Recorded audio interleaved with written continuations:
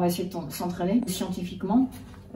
Donc l'idée c'est de vérifier que quand on demande de faire un effort facile, moyen, dur, très dur, physiologiquement, on voit que ça correspond à la réalité physiologique et on va essayer de te montrer si ce que tu ressens correspond à la réalité. Ça voudrait dire que l'intérêt de l'âge, c'est aussi de mieux sentir son corps.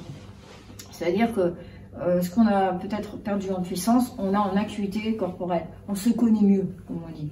Donc, normalement, cette adéquation entre la réalité et ce que tu ressens devrait être impeccable, parce que tu te connais très bien. Voilà.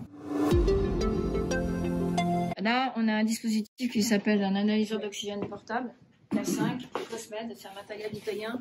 C'est un appareil qui mesure chaque mouvement respiratoire, c'est-à-dire chaque fois qu'il va respirer et expirer, le gaz, donc on va mesurer le rejet de CO2, on va faire la différence entre l'oxygène qu'il y a dans l'air et l'oxygène qu'il rejette. Donc on va pouvoir savoir ce qu'il a gardé, donc consommer. Il y a un lien direct entre la consommation d'oxygène et la vitesse ascensionnelle. Par exemple, 200 watts, pour quelqu'un qui fait 70 kg, ça va correspondre à 450 mètres de dénivelé heure. Au sommet de l'Everest, à la fin, vers le Rosso Hillary, c'est du 50 mètres heure. C'est à peu près ça le dénivelé. 50 mètres heure, ce qui est effectivement en bas, mais parce que l'oxygène disponible diminue, donc notre consommation d'oxygène est limitée. La puissance de Marc est de 250 watts. Pour donner un ordre de grandeur, Armstrong, en étant peut-être aidé, on va dire, montait à 700 watts. L'intérêt d'avoir une puissance grâce à la consommation d'oxygène, c'est de pouvoir avoir une marge de sécurité. Quand on est en altitude, qu'on a un maximum très élevé de consommation d'oxygène, ça veut dire qu'on va pouvoir marcher relativement vite quand on est à 75%. Consommer beaucoup d'oxygène, ça permet d'avoir une puissance et donc qui va se transformer en vitesse de course, qui va se transformer en vitesse de pédalage, tous les mouvements humains sous-tendus par une consommation d'oxygène. C'est exactement pareil qu'un moteur en fait. On a une consommation d'oxygène qui ressemble au moteur thermique, aidé d'une batterie électrique en l'occurrence, l'accumulation d'acide lactique, et aidé d'une super batterie électrique qui est la phosphocréatine qu'on a dans les muscles. Donc nous on essaye d'entraîner l'organisme pour augmenter tous ces moteurs, consommation d'oxygène, donc c'est en gros le moteur thermique, le moteur électrique, et d'adjoindre des batteries supplémentaires de secours par la capacité de faire des sprints, etc. sans oxygène. Ça veut dire que si on veut avoir une stratégie d'entraînement efficace pour l'Everest, il faut aussi entraîner des batteries annexes qui ne dépendent pas de l'oxygène. C'est-à-dire on va développer des capacités de sprinter. Donc Marc s'appelle le sprinter de l'Everest, parce que pour aller aussi vite dans l'Everest, il ne faut pas se contenter d'utiliser l'oxygène, puisqu'il n'y en a pas. Donc au-dessus de 6000 mètres, il faut avoir développé des métabolismes de sprinter capables d'avoir des super batteries électriques qui fonctionnent sans oxygène. Donc on a un moteur thermique qui fonctionne avec l'oxygène et des super batteries électriques qui vont s'ajouter au moteur thermique qui va être utilisé jusqu'au camp de base, jusqu'à, je dirais, 700 mètres, hein, les premiers, voilà, la cascade de glace. Et derrière, ça va être les capacités de phosphocréatine et de tolérance à l'acide lactique. Alors, bien sûr, à condition, ça va pouvoir fonctionner, à condition qu'on fasse des pauses.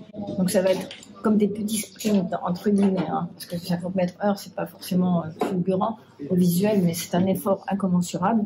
Et on va devoir faire une stratégie de petits pas, pause, on fait la phosphocréatine, on remonte. Un peu comme un sprinter qui enchaîne un entraînement où il fait 10 fois 30 mètres, lancé, il récupère 3 minutes, c'est le temps qu'il faut, etc. Et donc, on va aussi faire un entraînement pour développer la puissance. Donc là, ça tombe bien. D'ailleurs, si on peut voir la morphologie des Marc et Passant, on voit bien que ce ne sont pas des coureurs de marathon, ils ont des muscles robustes qui correspondent justement à cette capacité de produire une grande puissance musculaire contre de fortes pentes, qui font appel à autre chose que de l'endurance, c'est une notion de puissance qu'ils ont déjà développée grâce à la montagne et qu'on va accentuer pour pouvoir faire face, pour Marc, aux effets du vieillissement. Parce que quand on vieillit, c'est ce qu'on perd en premier, cette puissance musculaire. On a encore la capacité d'utiliser de l'oxygène. Le cœur vieillit moins vite quand on n'a pas de problème. Mais on a une fonte musculaire. Et c'est pour ça aussi qu'il faut veiller à avoir des bons apports protéiques, végétaux, animaux, en l'occurrence sur ceux qui ne sont pas végétariens.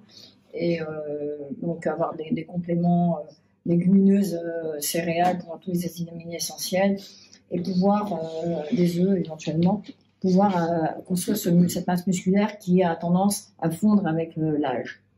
Avec l'âge, on a moins de facilité à resynthétiser du muscle après un effort. On peut faire un coup furieux une fois, mais après on va devoir récupérer beaucoup plus que quand on est jeune.